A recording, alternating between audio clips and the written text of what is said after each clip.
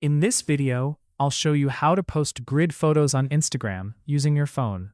Let's get started. If you want to create a large image that appears split across your Instagram profile grid, you'll need to use a Grid Maker app. First, open the Google Play Store or App Store on your phone. In the search bar, type Grid Maker and install a trusted app from the results. Once installed, open the app. On the home screen, tap on Grid Maker. You can skip the tutorial if it appears. Then select the image from your gallery that you want to turn into a grid. Next, choose the grid size. For example, you can select a 3x3 layout for a full Instagram grid look. After selecting your layout, tap the check mark in the top right corner. The app will now split your image into multiple parts. Now comes the important part, posting them in the correct order. Start with image number 1 and share it to Instagram. When Instagram opens, select Feed.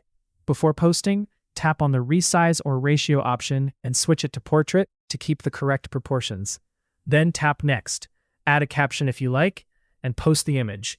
Now go back and repeat the same process for image number 2, then 3, and so on. Make sure you follow the numbered order exactly so the grid lines up perfectly on your profile.